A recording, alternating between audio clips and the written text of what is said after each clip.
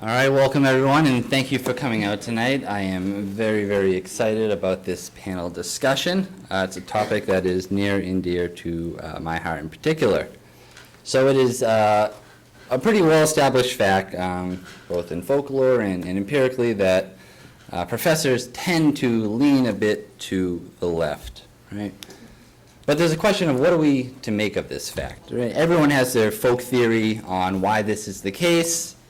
Over on the right, you have folks who think that everybody's out to get conservatives. They're trying to stop them in any way possible. There's theories that there's just not a whole lot of conservatives because they're not smart enough, or they prefer to make money and finance, or they just don't care about the pursuit of truth. Lots and lots of ink spilled on this topic. I think most recently Paul Krugman's theory was they're just anti-science, most conservatives. So this leads to two big puzzles. You know, why is this the case? Why don't we see a whole lot of conservatives on campus? And what kind of effect does this have on students and aspiring academics? There's a lot of people that think it's the end of the world, it's the closing of the American mind, it's the coddling of the American mind. Everyone's got something to say about it. So there's plenty of polemics. But as a sociologist, I thought, man, this would make a really, really cool study. And lucky for us, a few good people stepped up, and we have lots and lots of good empirical studies on this.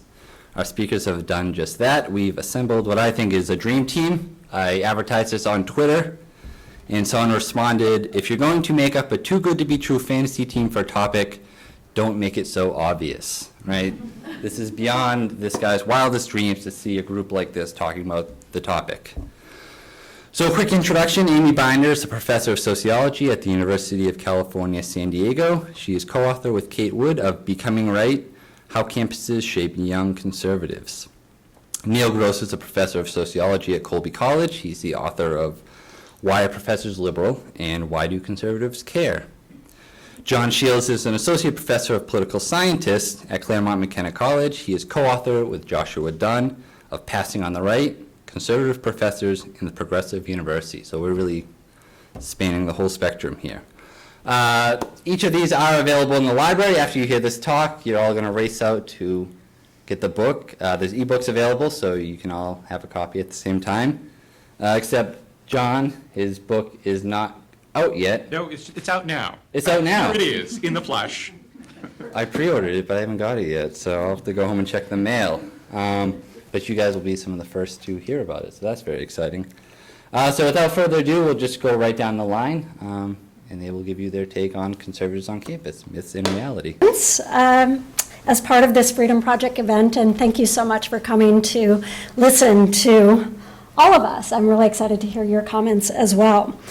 I want to begin by providing a little background about why I thought it was important to do research on student conservatism in the first place. Then I'll tell you about some of the key findings that Kate Wood, my co-author on Becoming Right, and I discovered in our project. And finally, I'll conclude with a few thoughts about how campus conservatism during the era that we collected data, which was pre-Tea Party, just prior to the election of Barack Obama in 2008, how those years of campus conservatism may connect to today's Republican discourse and action in the political arena at large. Preparing for this event has been a really wonderful but also somewhat complicated opportunity to look back on what we found on campuses in order to make sense of where the Republican Party has moved in the years since we collected our data. So for some background, I began thinking about college-age conservatives 10 years ago when George W. Bush was 2 years into his administration. Around that time, there was a confluence of talk and events that piqued my curiosity about the experiences of right-leaning students on campus. And by right-leaning, I meant self-identified social conservatives for whom cultural and religious issues are central, libertarian students for whom the size and role of government is of central philosophical concern, national security conservatives, fiscal conservatives, and just bread and butter Republican students who do things like campaign for conservative causes and candidates. As a professor of sociology and also a political junkie going way back to pre-diaper, well, let's not think about that. I had been hearing for many years the standard conservative critique of American higher education that goes something like this. Campuses are hothouses of radical politics. They're the playpens of pampered intellectuals who brainwash their students. They're home to faculty as well as classmates who intimidate and cow conservatives not to speak up in class or on the quad. I wanted to find out if these condemnations of university campuses lodged by politicians, sometimes, but more often by conservative media icons like Rush Limbaugh or conservative organization leaders such as David Horowitz, if these accusations rang true for the students who are actually on campus living their lives as students. Conservative students have been spoken for, we thought. What Kate and I wanted to know is what they had to say themselves about their experiences.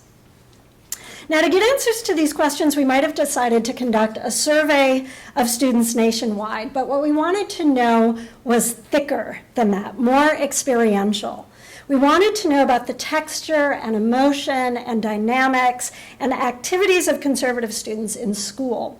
To get this kind of data, we decided to do in-depth interviews with students on 2 campuses which would act as comparative case studies. Conservative critics of the academy tend to homogenize what they say are the oppressive encounters that students on the right endure. But our grounding as sociologists, researchers who are exquisitely mindful of how environmental contexts influence people's ideas and action, this grounding in sociology caused us to suspect that we might find interesting variation in conservatism on different campuses. So we arranged to do interviews with conservative undergraduate students and recently graduated alums on 2 campuses, which we came to call Western Public University and Eastern Elite Private University. I'll let you guess what they are later. These 2 universities are similar in some ways. Both are secular. Both are research-one institutions, which means that their faculty and graduate students have very high research productivity, actually have doctoral programs, and both are often accused, they're in the crosshairs of conservative critics for being liberal bastions or liberal strongholds. So we wanted to keep those things constant in our comparative case study schools. They also have important differences, though, which is also key to a comparative case study. Western is a public university, Eastern is a private university.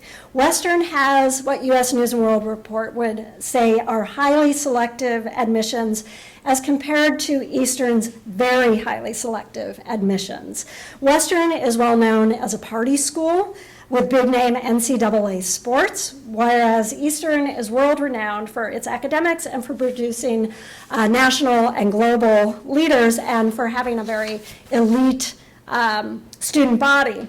There are also differences in student population size, faculty to student ratio, how many students live on campus versus off campus, and other factors of that sort, which we might see as fairly mundane factors, but which might also be important to how conservatives are feeling on campus. So we had a good comparison. We focused our interviews on a few key areas. Initially, we asked students to talk about how they identified as conservative, such as what issues they felt deeply about and how those beliefs aligned with their family's political ideas. We followed up by asking students about their experiences both in high school and how, what their experiences were like once they arrived on campus. We kind of wanted a pre and post college experience comparison. What it was like to be conservative inside their classes and whether they felt isolated or alienated as the conservative critique predicts. Following these questions, we asked our interviewees to talk about the specifically conservative activities that they were involved with on campus, such as the kinds of political events they liked to put on and how they talked about politics with other students, both within and across the ideological divide. I'm not going to talk so much tonight about conservative students' backgrounds or the tenets of their conservative beliefs, except to say that when it came to political ideology, Eastern and Western students were far more similar in the range of their conservative beliefs, their ideas, than they were different. Both sets of students were overwhelmingly socially and fiscally conservative. We were a little surprised how socially conservative the students were on the Western campus. And the vast majority of them voted for the Republican Party on both campuses. There were a few differences. There were more libertarians at Western and more Catholic conservatives at Eastern, but by and large it would be difficult to differentiate the two campuses on the basis of students' beliefs. Where Eastern and Western conservative students did differ was in how they talked about their everyday life on campus and how they engaged in politics there. Western conservatives were much likelier to say that the general conservative critique resonated with their experience. They told us about times when they felt they had been subjected to a professor's political rants, such as ridiculing President Bush, talking about their opposition to the Iraq War, talking about how absurd and terrible it was that John McCain had selected Sarah Palin to be his running mate. Several of our Western interviewees also said that they were concerned with grading bias by faculty and especially by their TAs, the graduate student teaching assistants, and they had learned to write papers that would appeal to liberal ideology.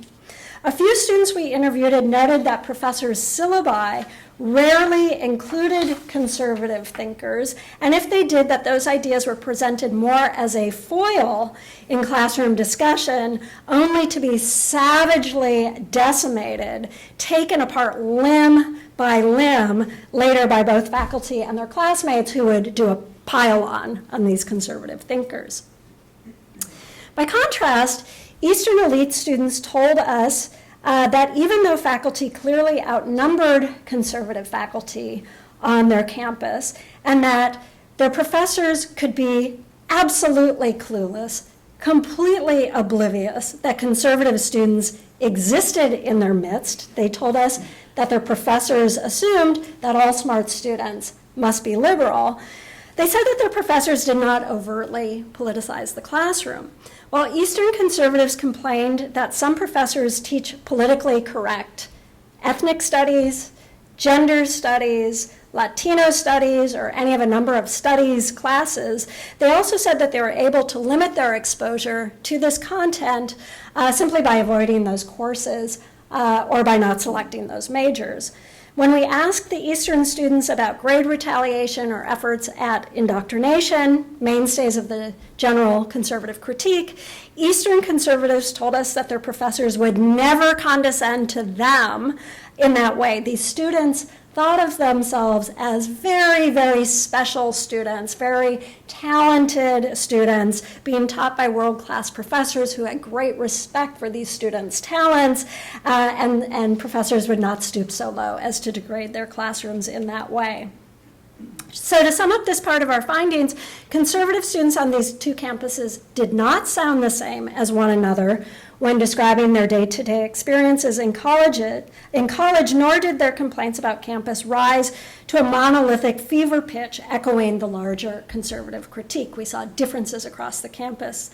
And in fact, many of our interviewees on both campuses said that they saw a silver lining to being in the political minority on their campuses. They contended that compared to their liberal peers who were complacent about being in the mainstream politics, with their classmates and their professors, conservative students received a superior education because they regularly had their beliefs challenged, and they had to hone their arguments over and over and over again. Students at Western and Eastern also struck very different chords when describing their political events. Kate and I discovered a real chasm in how conservatives conducted themselves in more overtly political ways on campus.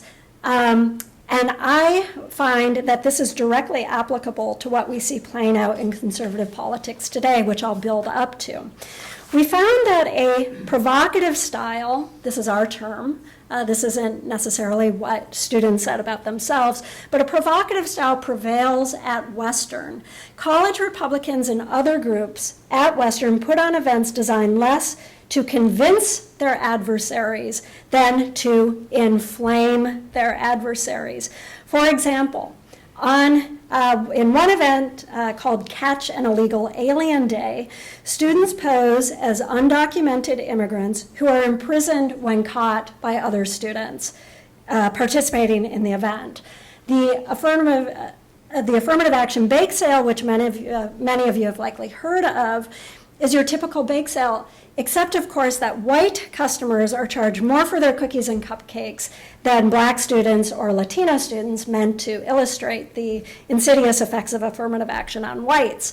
The provocative style is not meant to reach out to liberals and moderates or to persuade them of conservative positions on race or immigration. Rather, the style is meant to enrage liberals on their campus, to get them angry, to prod them aggressively, to confront them, and then to accuse the liberals who have been inflamed and are confronting them of being biased and intolerant. So it's a push and pull kind of action. Now, where does this style come from? It's important to remember again that the events we witnessed at Western occurred at least a year prior to the emergence of the Tea Party, which many would argue played a key role in coarsening politics in our country and creating more confrontation. So it can't be that students were following the model of the Tea Party. That's ahistorical. What Kate and I argue is that the provocative style, which is sponsored by well-funded organizations like the Young America's Foundation, can take place only in certain types of campus contexts. Western's campus is large and impersonal, where students are on the whole anonymous to one another because so many students live off campus and there are so many students in the student body. Western is also a campus where undergrads have lower regard for their professors' goodwill and their professionalism, in large part because students take large lecture classes and faculty seem like distant talking heads. At Western, everything from registration to orientation to graduation is governed less by personalized attention than by bureaucratic, impersonal structures. And while these structures may lead to a sense of being alienated in some sense by all students on campus, for conservatives who feel like they're in a small minority, this exacerbates feelings of being isolated and victimized. And, as we were talking about today in a small session with students, the anonymity that their large campus creates gives them license to provoke. After all, they'll probably never see again the people who they were kind of poking in the eye during the affirmative action bake sale. Finally, Western is a party school where a premium is placed on fun, and quite simply getting liberals to flip out is a lot of fun for these students. And as they see it, a part of the campus ethos. That's certainly how we analyzed their actions. By contrast, Eastern elite conservatives feel more sympathetic toward the liberals in their midst. With its unparalleled reputation as an elite institution, Eastern elite binds its students regardless of their politics in a tighter communal sphere, which they refer to as living in a bubble. Another word that cropped up in today's conversation with students here at Wellesley. Unlike Western interviewees, conservatives at Eastern feel more integrated into campus life. They're also supremely mindful of the expectations attached to attending such a high-status school, and they learn to regard the deliberative, rational discussion of political issues as the only honorable mode of engagement within and across affiliations. Eastern elite conservatives view the confrontational style of their Western counterparts as being absolutely inappropriate for students like themselves on a campus like Eastern elite. Sure, they say it might be fun to engage like that with liberals, but such a political style is far too populist for students like them. And I want to add here again that these students were not so different from their Western counterparts in terms of what kinds of political events they put on in high school. It was once they came to college that they came to understand that a refined style of politics was appropriate for them. So as you can see from the description of these styles, the role of each campus is central to students' political expression. And Most observers attribute differences in political ideas and action to individual preferences and background characteristics, but that's not what we found. We found that the culture of these campuses and their organizational structures are central to fostering either the provocative style or the civilized discourse style of conservatism on those campuses. So this is what we discovered about campus-level conservatism in the days leading up to the 2008 election. But what, you may ask, can this tell us about national politics today?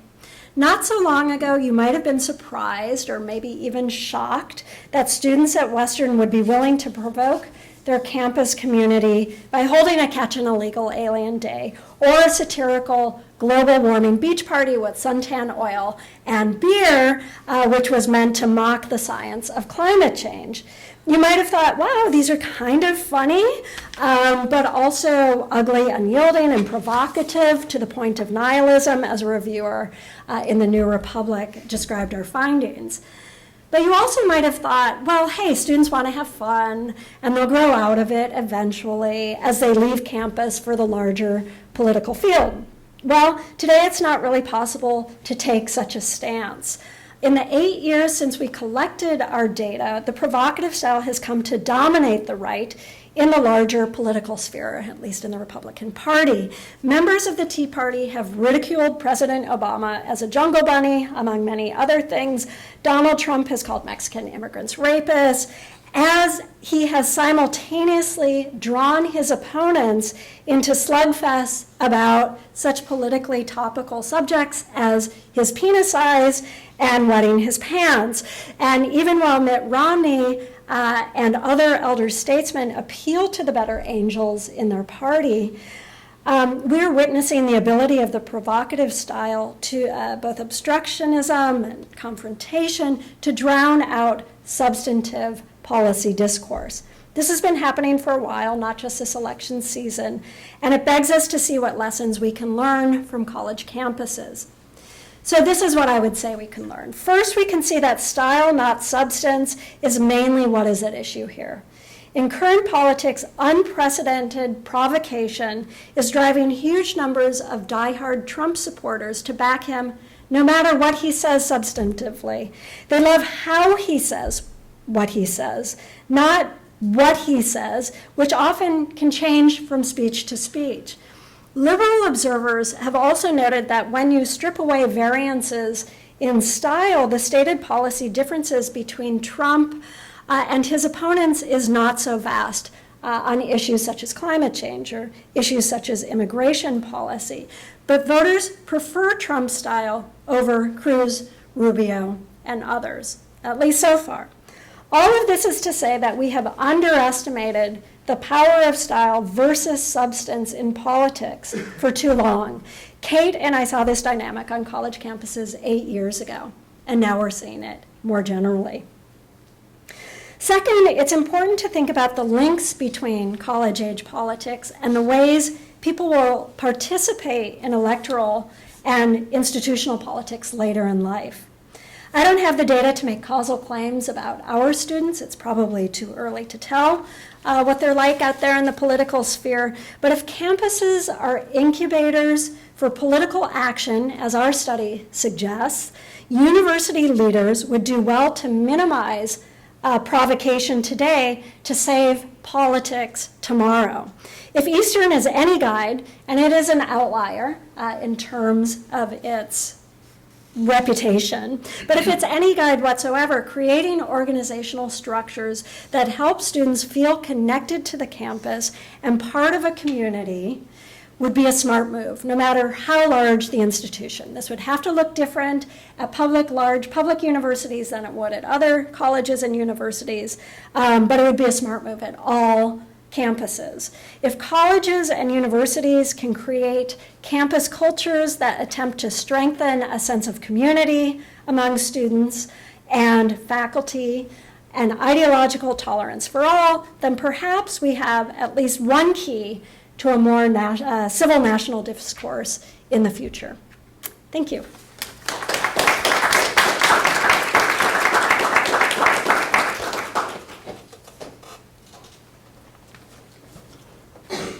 Okay, I'm delighted to be here today. Thanks for the invitation. Thanks to Tom. I'm going to talk about conservative professors, and some of my comments will dovetail, I think, nicely with things Amy has said.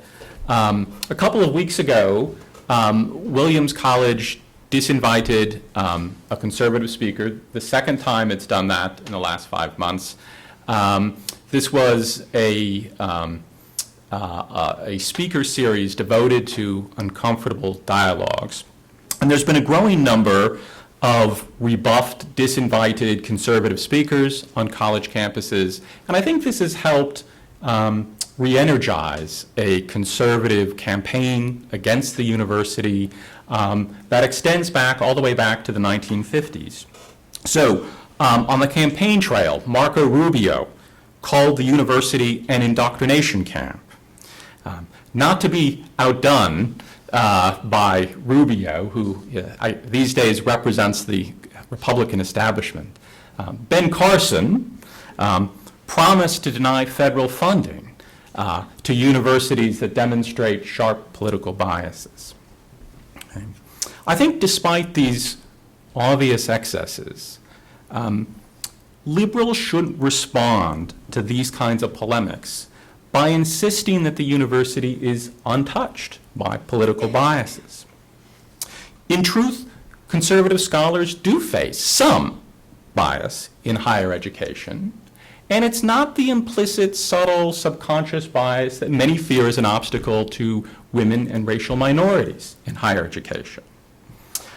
So research shows that a surprising number of liberal professors will say that they prefer hiring liberals to conservatives. In one study by George Yancey, some 30% of sociologists said that they would be less likely to favor a job applicant if they knew that she was a Republican. But that's just far left sociology, right?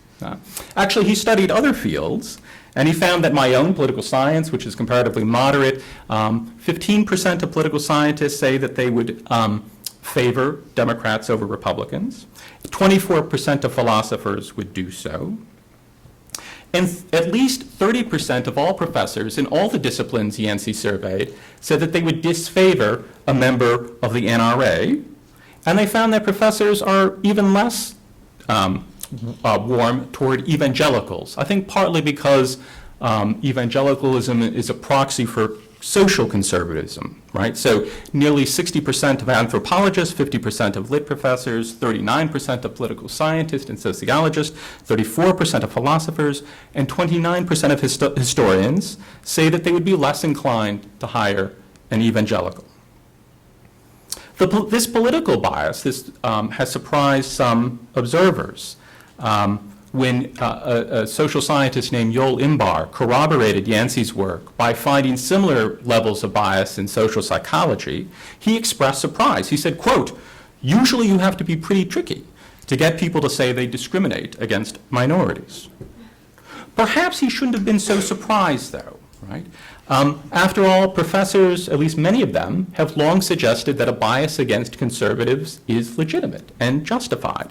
As Neil Gross has shown, liberal professors, or many liberal professors, believe that conservatives suffer from a closed-mindedness, which makes them ill-suited for the life of the mind. Other research suggests that liberal professors sometimes act on these conscious biases. So one study, for example, found that social conservatives tend to work at lower-ranked institutions than their publication records would predict.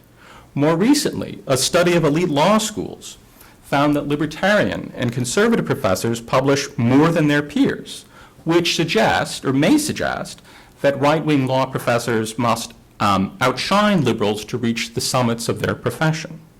And this finding is especially striking given that other research suggests it is more difficult for scholars to publish work that reflects conservative interest and perspectives.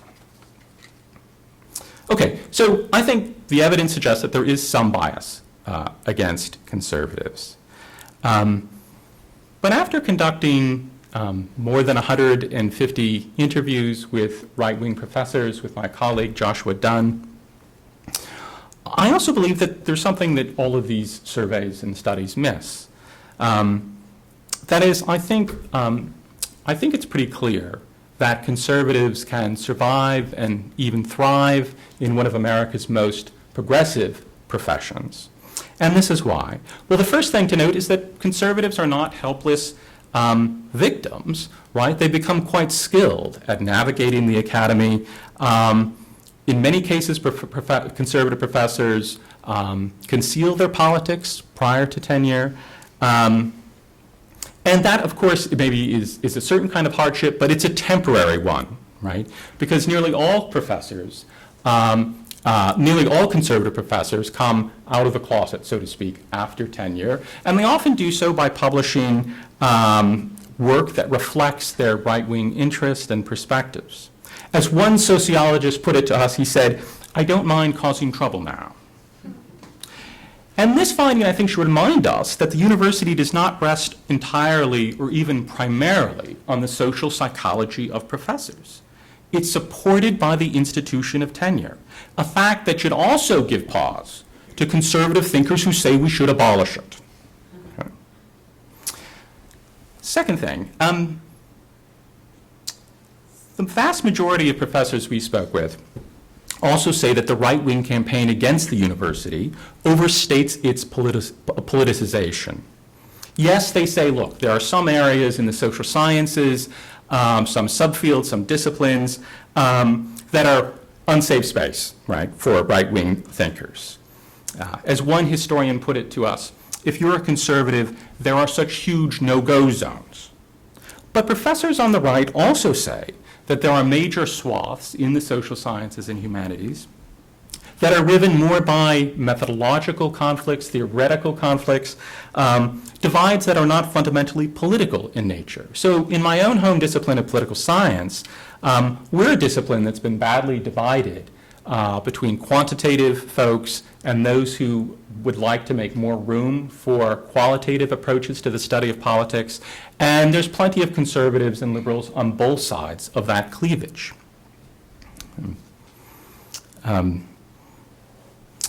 Economics is especially untouched by political bias, right? They don't have any sense of political bias.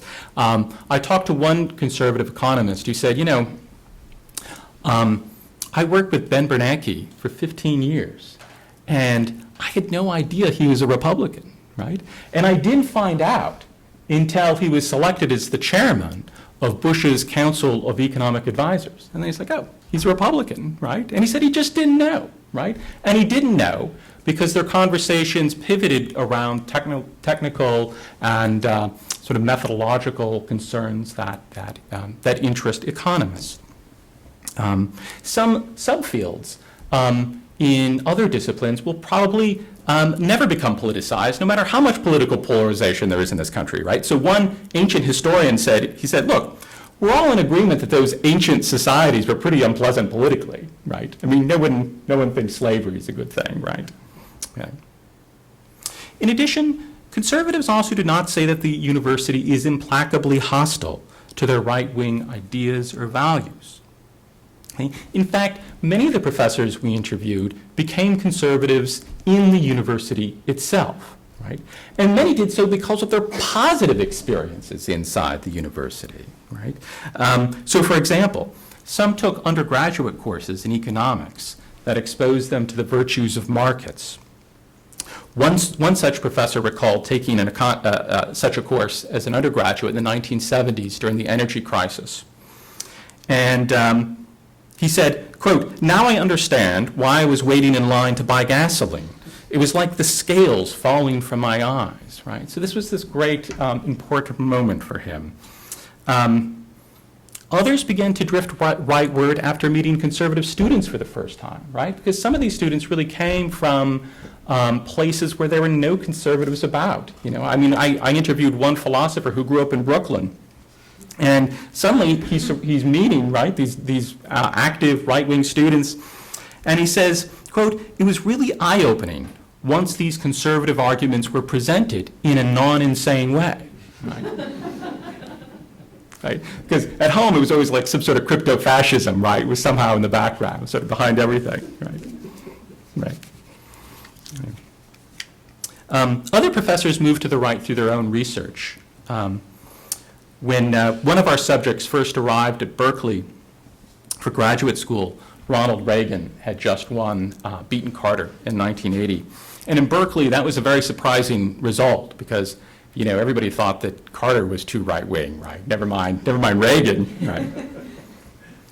And the near universal surprise of his colleagues got him interested in the intellectual foundations of the Reagan Revolution. And so he started studying lots of conservative intellectuals. And he says, you know, just the sheer fact of studying conservatism opened him up to it, right? He took it more seriously. For all of these conservatives, the university is not a sort of unreflexively hostile place. Indeed, it's the birthplace of their conservatism, the cradle of their intellectual identities. As one literature professor told us, he said, quote, "The university has really given me my life. It's a very wonderful place," right? It's not the kind of testimony you'd expect from reading a David Horowitz or many of the movement conservatives who critique the university from the outside. Conservatives also report close friendships with colleagues to their left. One literature professor says, he said this with great emotion, he said, I love my colleagues, right? We love each other very much, he says. They joke with me, and they say things like, oh, I heard you're in love with Michelle Bachmann, right? Or, I hear you're in love with Sarah Palin, right?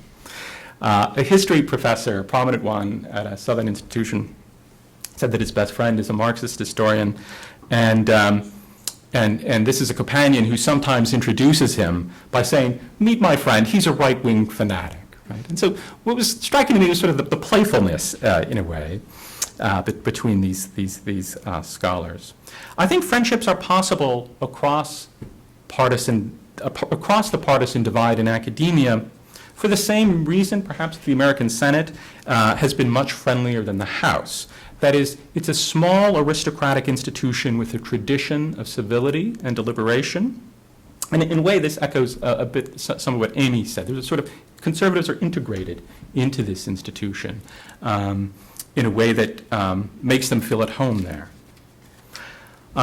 Indeed, these days, many conservatives feel more at home in the academy than they do in the Republican Party, particularly since the Tea Party. And they feel more home in academia, not because they are, you know, some milquetoast Rockefeller Republicans, right? Actually, you know, the slice of conservatives we interviewed was indeed a pretty conservative lot on the whole. Only a third of the professors we interviewed, for example, support same-sex marriage. Instead, they're quite troubled by the populism that swept the GOP. And we did our interviews post-Tea Party. And they were pretty troubled by the Tea Party and its fiery candidates. And they were troubled partly because they're actually somewhat different than their progressive colleagues, though. Conservative professors seem much more leery of mass movements in general. They have a certain appreciation for the dark side of democracy. They have a strong preference for established candidates with very long resumes. They're very sort of Madisonian in a sense, sort of small c conservatives that distrust democracy and populism.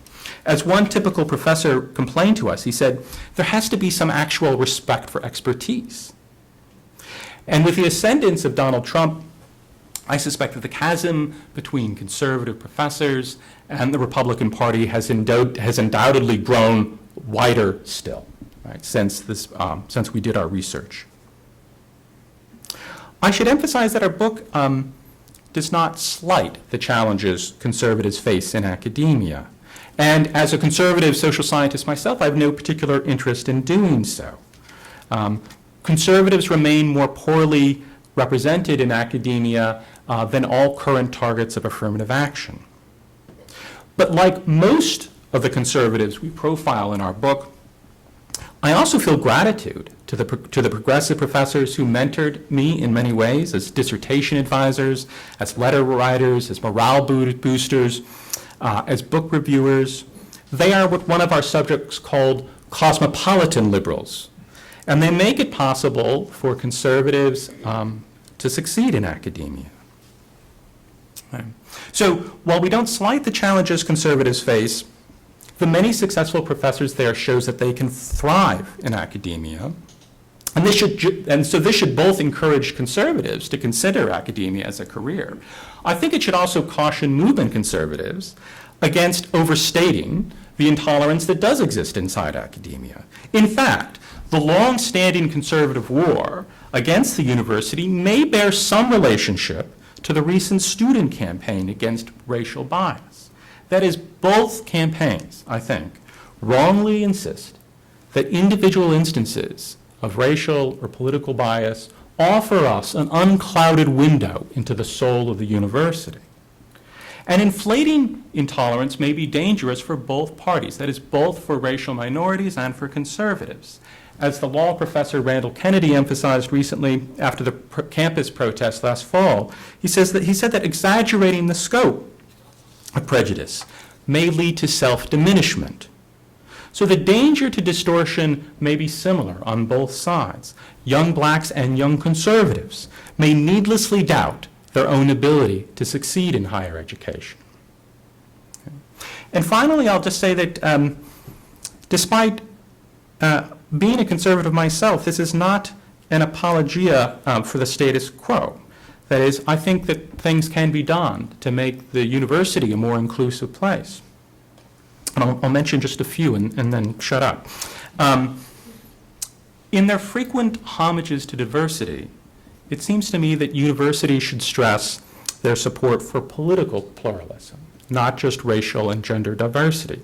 Every time an invitation to a right-wing speaker is rescinded, they do just the opposite. Right? Additionally, I think liberal professors should temper their preference for like-minded colleagues by considering the virtues of viewpoint diversity.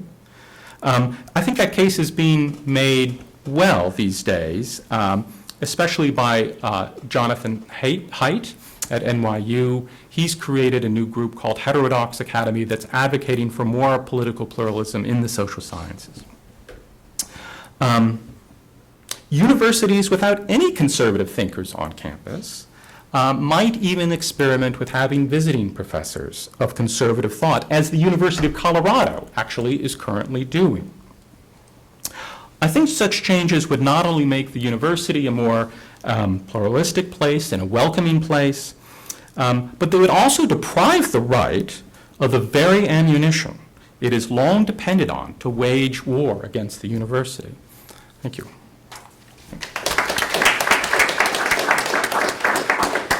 Good evening. Well, I'll be briefer than my esteemed colleagues in the interest of having more time for discussion.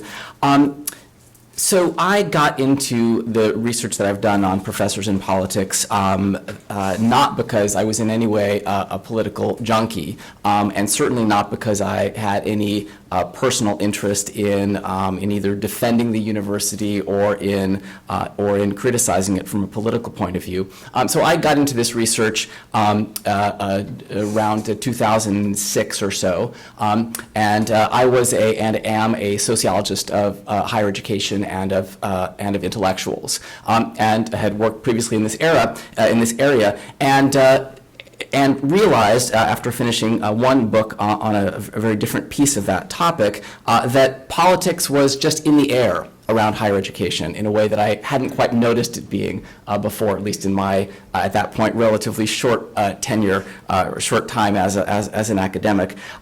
This was the period when David Horowitz, the conservative activist from California, was mounting a very public campaign called the Academic Bill of Rights campaign, which had as its goal to essentially reduce the amount of what he saw as extreme political bias in higher education. The idea would be that students should have a kind of Bill of Rights that would allow them to not be subject to indoctrination by their professors. And Horowitz went around the country and on a kind of barnstorming tour in which he talked up this issue and got a lot of airplay as a result of it. But this wasn't the only thing that was happening, although this got a lot of attention. At the same time, there was a tremendous kerfuffle kerfuffle is not the right word, a tremendous amount of anger that arose over some comments that Lawrence Summers made as the president of Harvard about the possible reasons for the underrepresentation of women in science and mathematics. And those comments, the kerfuffle wasn't the result of the comments. There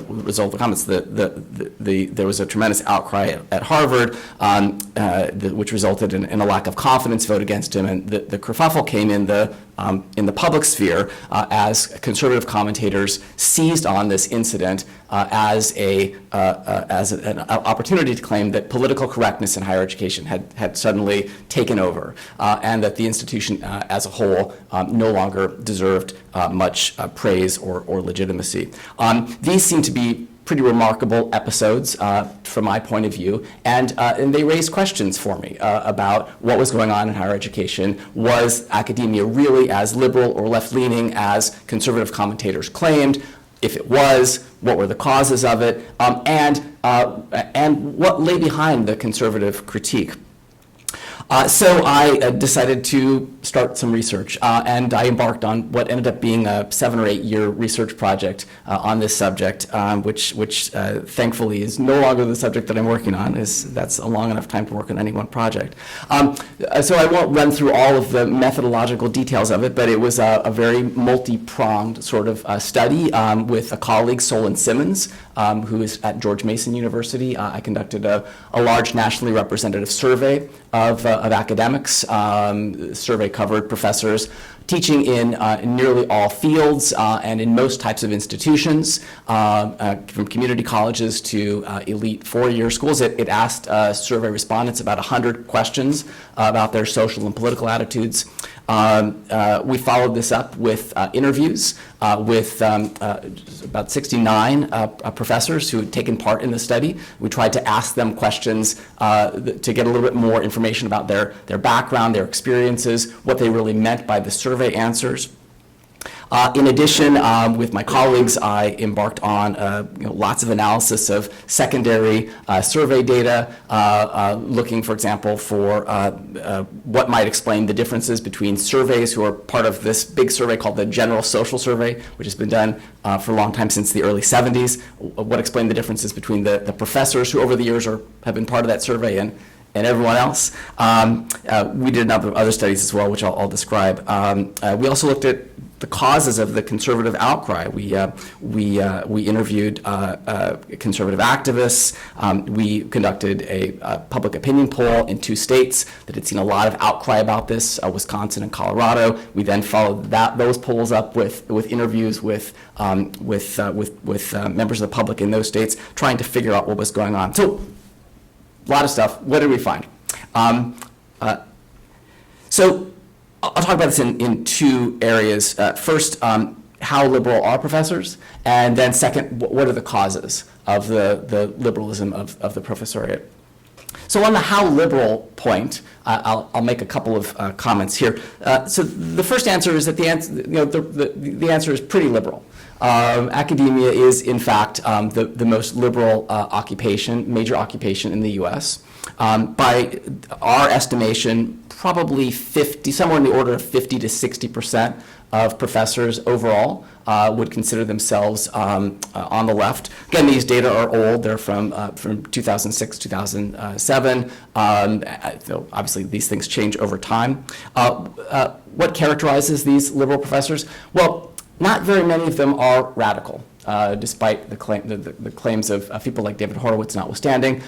In our data, we found that only about 8 or 9% of academics would consider themselves radical in one way or another, either as environmental radicals or as Marxists or some sort. The vast majority of these left-leaning professors on campus are progressives. They're strongly in the Democratic camp. They hold strongly progressive views, but primarily on social matters. They are, at least back in 2006 and 2007, they did hold kind of redistributionist views on economic matters, but the standout characteristic of academics at the time was that they held very liberal views on matters of gender, for example, on matters of same-sex marriage, and so on. Conservatives were certainly in the minority. We found that fewer than 30% of professors could be characterized as conservative, with strong conservatives representing only about 23% of all professors. A couple of other interesting characteristics, perhaps, about this. One, different sort of shades of politics are represented. Professors of different shades of politics are located in different types of institutions. So, for example, radicals, people who identify as radicals and hold kind of very strongly left views, much more likely to be found at liberal arts colleges than at other types of institutions. Conservatives, more likely to be found at community colleges, and less likely to be found at elite PhD granting schools. And as John mentioned as well, there were some significant differences across types of fields. As you might imagine, radicals and those on the left are certainly more likely to be found in the social sciences and in the humanities, and are less likely to be found in more applied fields like engineering. The second thing I note, though, about these kind of descriptive findings is that I was surprised to find that there really is nothing new here. In fact, research about American higher education, social science research about American higher education, dating back to at least the 1950s, suggests that liberals have been, dominant in higher education since at least that time, if not before. And although the proportions have shifted, hard to tell a little bit because the methodologies change over time, the continuity here is really strong and really notable. So what's the cause of the overrepresentation of liberals in higher education? What's the reason for it? Well, as we worked our way through all the different kinds of data and tried to triangulate them, we found that some hypotheses that others had identified held some merit, but none worked satisfactorily to explain the whole shebang. So in our studies, it didn't seem to be the case that intelligence explained the difference. That is, there was no evidence in what we looked at to suggest that that liberals were overrepresented in higher education because liberals score higher on intelligence tests. Some have mentioned the possibility that there might be some differences in personality between liberals and conservatives, and perhaps one of the things that marks liberals is that they have certain personality characteristics that also make them successful in a realm like higher education. Along these lines, some scholars have suggested, for example, that liberals are characterized by a greater openness to new experience, one of those big 5 personality characteristics, and maybe openness to new experience is what makes you a successful academic. We found some evidence to suggest that this might be right, but or might have some value, but it certainly didn't explain the bulk of the phenomenon in our quantitative models. Other scholars have proposed other explanations. One straightforward one is a class account, right? If you're a professor and your politics are shaped by many things, but one thing they might be shaped by is your pocketbook. And if you get grants or teach at a private school, or if you are at a public university and your salary is paid for by the state, well then which party would you be more likely to support, right? The one that funds higher education or the one that consistently cuts higher education and wants to reduce the amount of funding for for science. So perhaps a straightforward class explanation explains what's going on here. Professors are just voting. They know what side their bread is buttered on, and that's where they're going. We found some evidence to suggest that class might matter, but the problem with this account is that almost all of the professors that we looked at had become liberals before they entered into higher education. Many of them had become liberals before they knew that they were going to become professors. And it wasn't as though once they'd become professors or once they realized that they'd become professors, then suddenly their politics shifted. And that's consistent with what we know about how people, the timing by which people develop their politics, right? Those of you who in the audience who are students will know that for the most part, your political sympathies will be, the main elements of them will be shaped in adolescence and in your young adulthood. And they'll shift and shape over time, as you get mortgages and investment accounts. Those will shape your politics around the edges. But in the main, they've been established fairly well already. So what else might matter here? I don't think the answer is bias.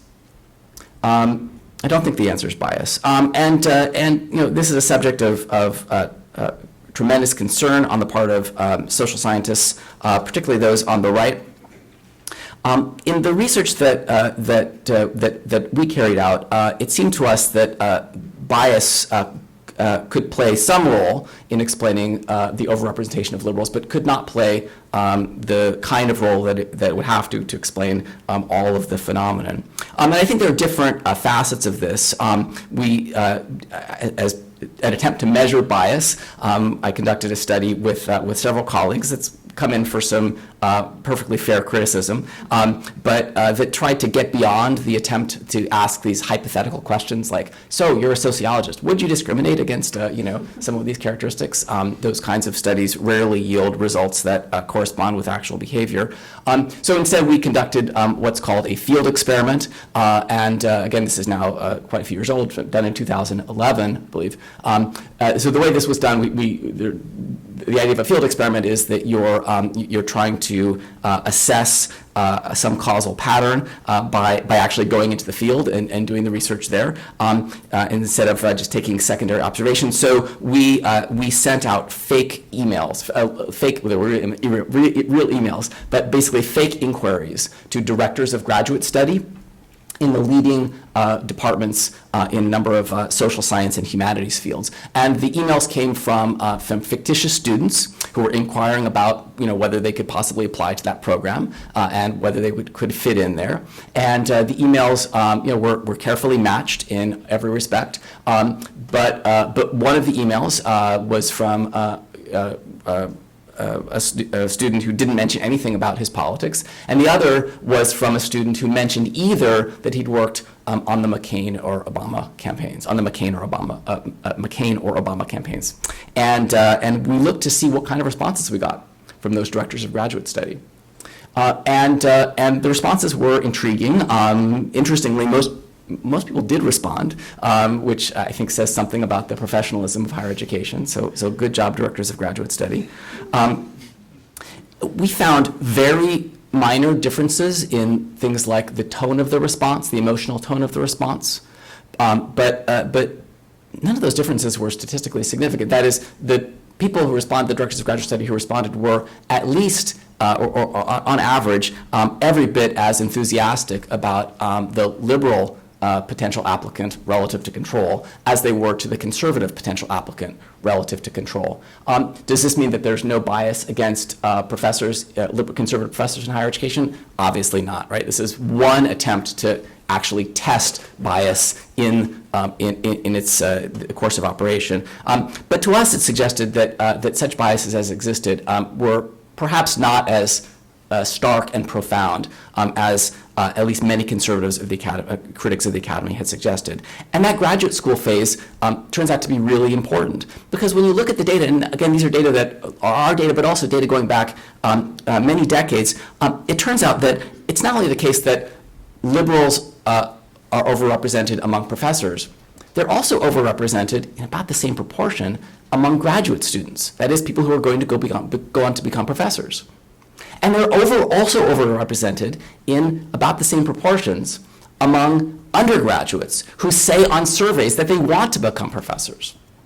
Right? So it's not that there's this huge number of conservatives who, as undergraduates, say, I want to be a professor, or as graduate students say, I want an academic career, and then aren't getting them.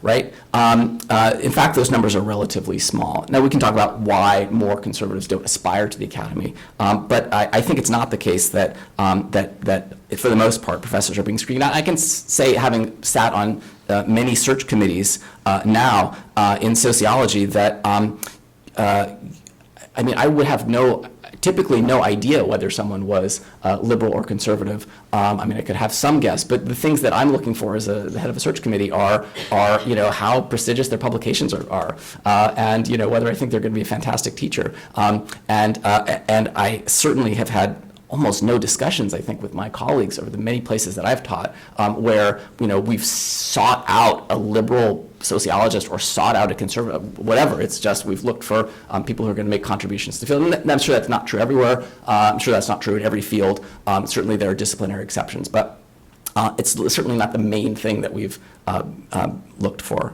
So what's going on? So briefly, the hypothesis that I came up with is really not so different than the hypothesis that leading figures in this area have kind of talked about for years. It's self-selection. That is, I think that for the most part, liberals are overrepresented in higher ed because more liberals aspire to enter into higher ed, and because very few conservatives aspire to enter higher ed. Now, why is that? In the book that I ended up writing, I argue that it's essentially because of the reputation of the occupation, and that it's because of the peculiar history of American higher education. I sketch in my book an account of the history of the emergence of the modern higher education institution that really puts at its center the role of progressivism in the late 19th and early 20th century in fundamentally reshaping the institution and what it meant to be an academic. And in brief, my argument is that because the birth of the modern higher education corresponded with the progressive movement, which was, awful in many respects, it was deeply racist and xenophobic in certain respects, but also contained elements of real kind of economic progressivism. Because of that, from a very early moment, at the moment that the institution was founded, it acquired this reputation as a place where progressive views, particularly on economic matters, could find a home. And I think essentially what happened is that reputation just snowballed over the years and became solidified. So that now if you're a really smart, talented person on the left, you do well in school, you might think to yourself, yeah, I could see myself being a professor. But if you're a really smart, talented person on the right, you would think to yourself, why would I want to do that?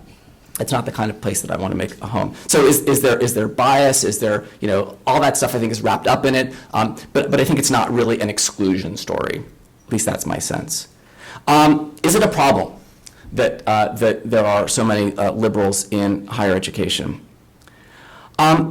I think we have other problems in this country at the moment, and I'm not sure that this is one that we ought to be focusing too much on. Even in the realm of higher education, I think we have other problems. And most Americans say this on surveys, right? If you ask them how big a problem is political bias, some relatively high proportion, it's 30% or something, will say, well, yeah, it's potentially a problem. But the main issue is for everyone, for students, is cost, right? Cost and worries about whether higher education is giving them the right kind of jobs. That's the main thing people worry about. I do think, though, that we have something of a problem with politics in higher education today. I don't think it's a problem that we will solve by hiring more conservative professors. I think the problem is that we are not doing enough as an institution to address polarization, which I think is the big problem in this country, one of the big problems at the moment. Now, political polarization has many causes, most of which have nothing to do with higher education, right? It has to do with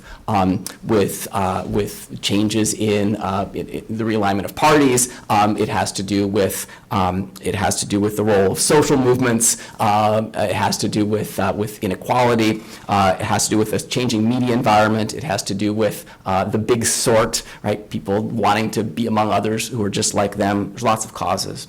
But regardless of the causes, I think there is one kind of institution where, in principle, we could be getting young liberals and young conservatives together to talk about their differences in a reasoned way, and in a way that, in a sense, depersonalizes some of those discussions. And I don't think that we're doing nearly enough of that in higher education. I don't think that we will get there, again, just by hiring more conservative professors, but I think that there are forums that we could produce, forums that we could generate, places where we could get people together for reasoned discourse and discussion. And I think that that if students could take away from those conversations that hatred is for the other side is an inappropriate form of political engagement, and that some kind of constructive dialogue between opposing political parties is possible, that I think that would be a civics lesson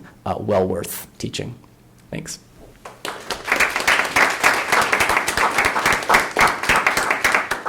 I'm just picking up on something that John Shields said toward the very end about the ratio of liberals to conservatives among college students, undergraduates. I think you mentioned that compared with the general American population, liberals are overrepresented among undergraduates. Is that correct? Teal, I think. I'm sorry. Okay. Yes. I'm sorry. Yes. Oh, so my comment was about among undergraduates who say that they want to become professors. Oh, I see. Okay, what's the ratio in general? Is the population ratio the same as the ratio among students, undergraduate students in general? I actually know the answer to that question, although these are data that are a few years old and probably things have changed, but what you find is that except for a few years, both liberals and conservatives occupy about 20 to 30%, and middle of the roaders, at least according to the survey that's put out by UCLA every year, occupy the great middle. So liberals are not dominating universities of all types. And this is for four-year universities across institutional types. There are more liberals, I believe, in elite higher ed, but yeah, they don't dominate in any numbers, actually. And how does that compare to the general population? Is there a difference? That I'm not sure about. I'm sorry. But I would imagine that those who consider themselves to be moderate outnumber liberals and conservatives in the general population as well.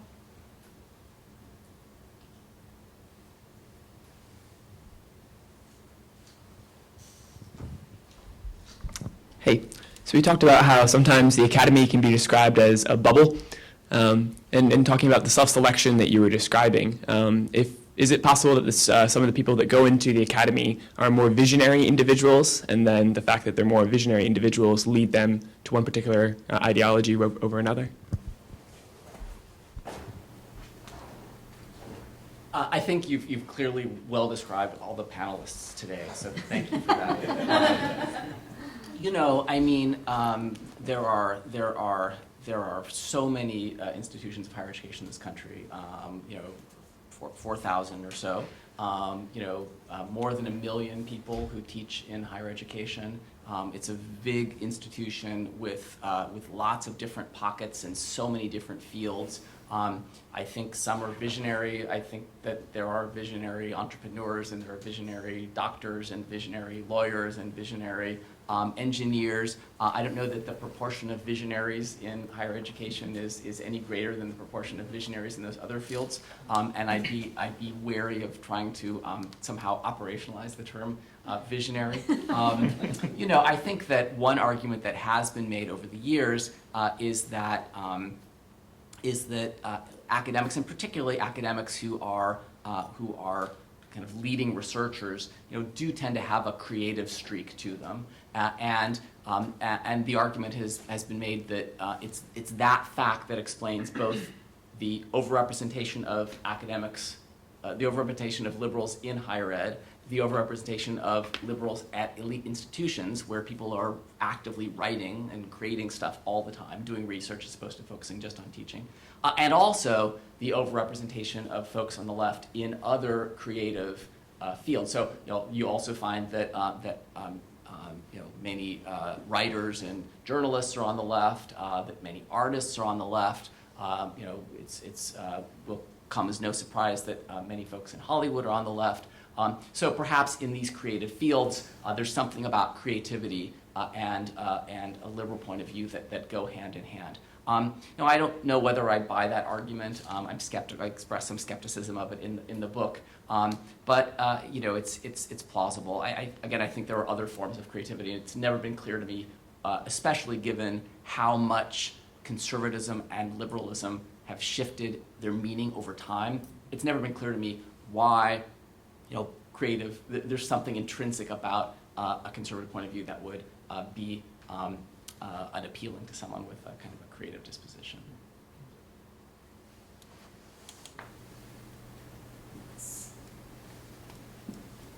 Do any of you have any observations about these kinds of problems with respect to academic professional associations? You can say no.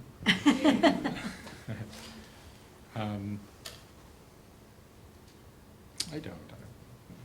Well, certainly, the ASA, the American Sociological Association, takes absolutely 100% down the line progressive liberal positions. I'm not sure how to link that to the topic that I studied, college conservatism, but certainly the ASA is filing amicus briefs on things that liberals would believe in. Well, this is the wrinkle I think I'd add to Neil's account on self-selection. I mean, I think that one limitation of the theory is that it doesn't account for it doesn't account for why liberals, why, for example, conservatives are so well represented in economics. If you look at economics, that's a discipline in which, professors really mirror the larger society. You've got a big cluster of conservatives and moderates and liberals. And I think it's because its intellectual foundations are much more friendly to conservative points of view. And indeed, in some ways, actually, economics has become more friendly to conservative points of view since the 70s. I think, but then if you look at sociology, I think that discipline is so imbued, I think, with a spiritual project that's just deeply attractive to the left, and so it'd be really surprising in some ways if conservatives were attracted to sociology, given the way it's taught and given its deeper spiritual mission. I think, or at the very least, right, we shouldn't be surprised that liberals are attracted to sociology in much greater numbers, and not just because it fits their identity, but because they get to do labor, right, that allows them to advance a progressive mission, right? It speaks to the deeper spiritual longings in human beings. And I think that's, that's going to appeal to the left. And I think that's true of some other fields as well. I mean, if I can just add to that. I'm reluctant to imagine that fields have these stable essences, right? That sociology is thus and thus will it always be, and econ is thus and thus will it always be. In part because there's been real change over the years in what these things have meant, right? So in the early 20th century, when institutional economics was so influential and deeply shaped policymaking during the New Deal and so on. This was not kind of the time when you wouldn't think to yourself, if I'm laissez-faire, the place to be is economics. There certainly were laissez-faire economists then, but it wasn't. And in the same way, if you look across countries, there are continuities in these different fields. But econ looks really different in France, for example, than it does here, right? So I think that it's ultimately a kind of historical story. I think that these fields, maybe have some differences, but they remake themselves over time. And it says they remake themselves through struggle as different factions Yeah, gain I think power and new methodologies gain power. And, some of those happen to resonate with ideas that are kind of on the left and others on the right. So, I think we'll be having a different conversation if econ falls out of favor, if, this kind of falls out of favor, institutional economics makes a comeback. No, I think there's a long history of out-groups becoming in-groups in academia, and I think that's, and that suggests that conservatives can become that as well. But still, then, what's the account for why sociology looks so different from economics, right? What's the story there? Right. I think it's a story of historical contingency. I mean, I think that there are reasons that econ shifted to the right.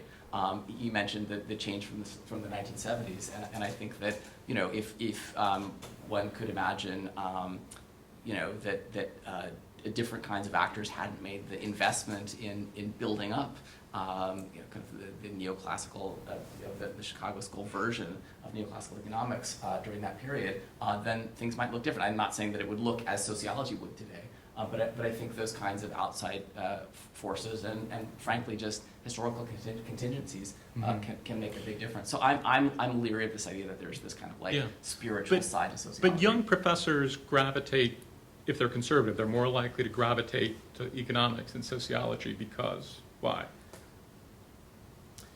Yeah, I don't know that people gravitate toward one of these fields because they're liberal. I mean, I think clearly there are some people who decide to go into sociology because they're going to show up the social injustices that exist out there. But I don't think that's the main reason that people become political. I think that you become a political scientist because you're fascinated by politics. And in fact, I think that you find departments Yeah.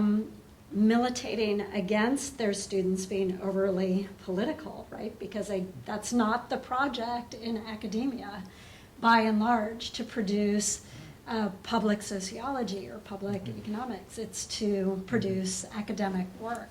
I mean, I think one of the main problems with the conservative critique is that folks like David Horowitz or people at conservative organizations don't understand what the project of academia is, and they don't understand the other kinds of cleavages that are operating within departments, methodological, in particular, which have cleaved apart departments more so than politics.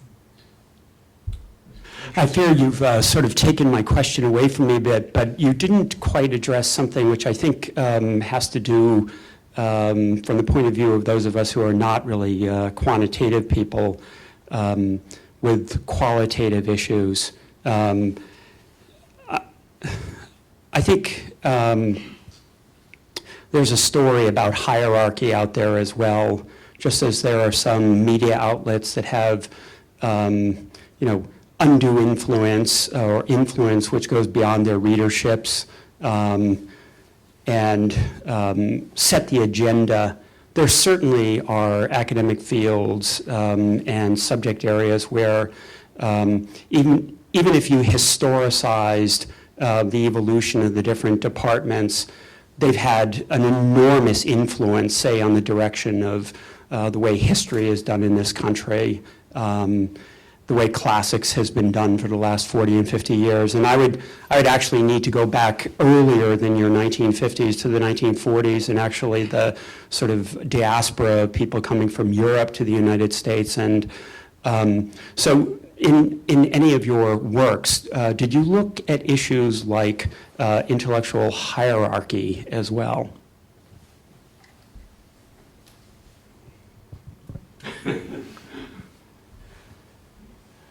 I mean,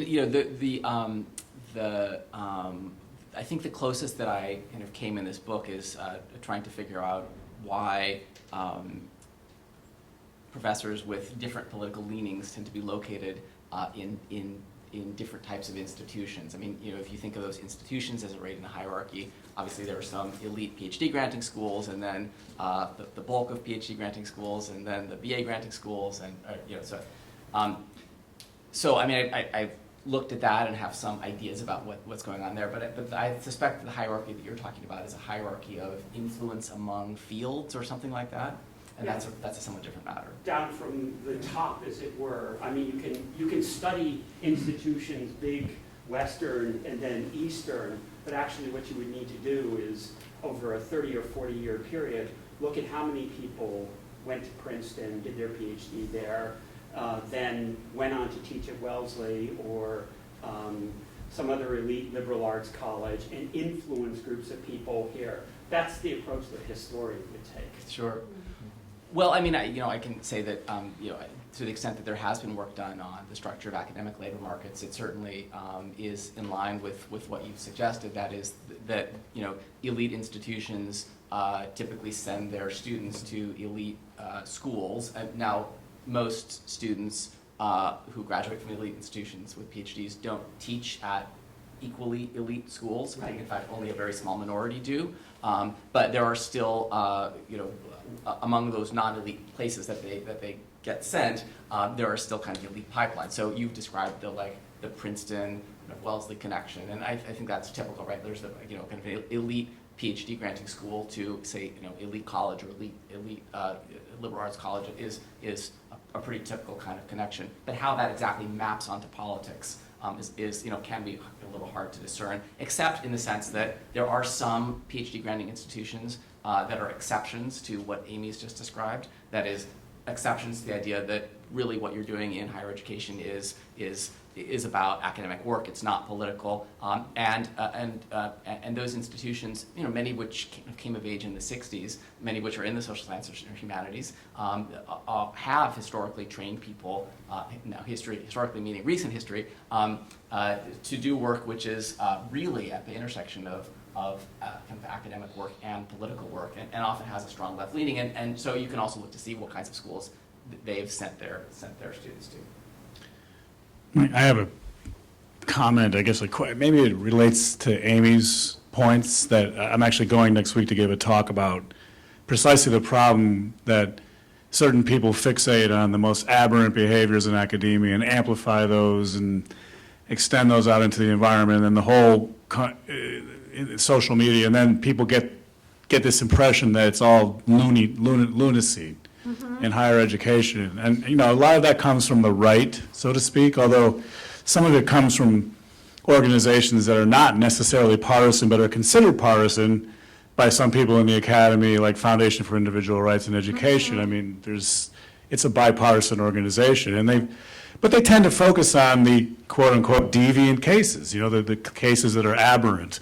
And then people substitute that for what's going on entirely in academia. And my pitch to people who are trying to diversify higher education, quite along the lines of what Neil mentioned, of getting students together from different points of view to talk through all these differences.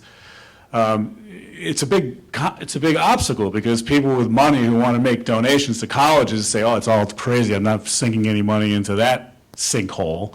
And I'm trying to persuade them that there actually is more opportunity than might meet the eye. But, so I think that many of the things that were said were correct, but I do think it's a problem, or it's problematic, I should say, to say that, for instance, the discipline of sociology or the discipline of political science is committed to the liberal project of the free marketplace of ideas.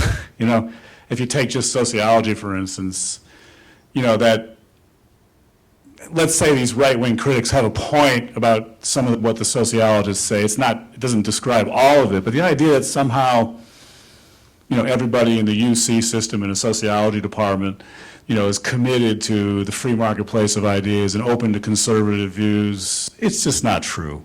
It's just not true. And I think what needs to be said is that there are people who do a hyperbole on the right, and then there are people that do hyperbole on the left. And No, I think it's better and I think for- that's one point I wanted to make. Academia to own up to the problems it does have, rather than pretend like they don't exist, but also put them in some context, and I think just simply saying there's nothing to see here, move along, everything's great, I just think is wrong, and I think it's not. I think it does help the right, because they do have, after all, ammunition that's being supplied by the university. So I think it would be much healthier for the academia to say, yes, we have some of these problems, but, they get grossly distorted by the right. Well, so I'd like to hammer in a point that may have been a little subtle in my remarks. Some of this can take place in departments. We can take a good look in the mirror and see how tolerant we are and see what we're saying in our classrooms. That's very important. Doing this study actually made me think differently about how I teach in my classroom. But the point that I want to hammer down on is, what we never even consider in this conversation, which are these very mundane features of universities that have a large impact on how students and others experience their university. So these things like, registration that don't give you any kind of choice in which class you end up in. And if you absolutely don't want to end up in a gender studies course for your general education requirement, then it makes you angry and it sets you off, and if faculty and students don't have these opportunities to meet in small seminars and get to know one another, it creates social distance from one another and so on. So I think universities and colleges should really be thinking about creating new organizational structures that don't even have anything explicitly to do with politics. And politics, I think, can be positively affected through those. And again, if I can just add to that, which I think is great, I also think that the university should, the social sciences in particular, should own up to our problems. But I don't think our problems are political problems. I think, if you ask me what's wrong with the social sciences today, the last thing I would say is that they're overly politicized. I would say that we have a completely incoherent conception of causality. And that our methodologies are deeply flawed. To me, that's the problem. And those things are the things that should be, taking up the airtime, not the politics side of it. And I think the politics side of it, follows after you fix those basic problems with social science epistemology and so on. Yeah, but until yesterday, almost no one even bothered to try to figure out, what is the effect of political homogeneity on what we think we know about the world. And it seems to me there's a lot of new efforts now to think about this, right? So how does the homogeneity of certain fields and subfields distort knowledge, make it difficult for all of us to converge on the best approximation of the truth? And I just think that evidence will continue to mount, and to me that's, it would be sort of surprising if it were otherwise, right? That if you don't have some, without conservative perspectives, that you're going to get, you're going to get a lot of, confirmation bias, and you're going to get those kinds of problems. And now it really started in social psychology, because the social psychologists really take the problem of confirmation bias seriously. And there's been a lot of work in that field. And now it's bleeding out into other disciplines, and I think that'll continue. And that doesn't deny the fact that there are other problems with higher education, or God forbid, of course, the country, right? Of course, like polarization is worse. There's always, bigger problems than academia, happily enough. But I think that actually academics have not reflected very much on the knowledge problem. So you talk a little bit as if there were liberals and conservatives, and they were kind of born that way, and they're never going to change. And yet, the academy is a very powerful socialization mechanism for people who don't have passionate political convictions to start with. And, maybe in the social sciences, there's a lot of people with passionate political convictions, but in some of the humanities fields, like the one I'm from, and maybe in some of the sciences, people come really caring a lot more about other things and not whether they're Republicans or Democrats. It's a lot easier to stay a liberal on a campus than it is to stay a conservative. And if you have conservative viewpoints over time, the edges get rubbed off them, because you're constantly, it gets tiring to maintain your viewpoints, and it's just easier to go along and to migrate over to where most of your friends and peers are. So to the question of why there are more liberals on campuses, isn't one possible answer that the culture itself is reproducing them, especially in a system where, as you pointed out, people keep their political views to themselves during their tenure probationary period and don't really express them until after they have the protection of tenure. We have fewer and fewer people who have that protection on most college campuses. So it seems to me, from personal experience and just from common sense, that we would expect already liberal campuses to remain liberal as long as it's a lot harder to be a conservative on a college campus. Well, I think at least among professors, one problem, one consequence of the marginality of conservatives and the fact that there are very few conservative professors is that I think still a lot of academics identify conservatism with its populist expressions because they haven't actually encountered many conservatives, particularly cultural conservatives. Jonathan Haidt has this wonderful description of, browsing in a bookstore and picking up a volume on conservative social thought. And he said, he was quite literally floored. 3 pages in, he had to sit down because he had never encountered these ideas before. It's hard to imagine, I think, any conservative academic being floored, right, by reading a sort of leftist work of philosophy or scholarship. And so I think that it's, I don't know what the origins of this are exactly, but it seems like the conservative streams that come out of the Enlightenment, and even that are older, come out of Aristotle, I think a lot of academics don't get exposed to them. And so when they think about conservatism, they think Sarah Palin, right? And why would they take that seriously? I just have a response to your question from the student side. I think how you describe it being easier to just kind of swing left is a good description of what it's like to be moderate on campus or right-leaning moderate. So the people that we studied for our book were activists. And indeed what we found was that to be activist, conservative on campus actually gave you this extra identity, which created, it was very exciting for them. They found their posse, they found their fellow travelers, and they could really go deeper into that.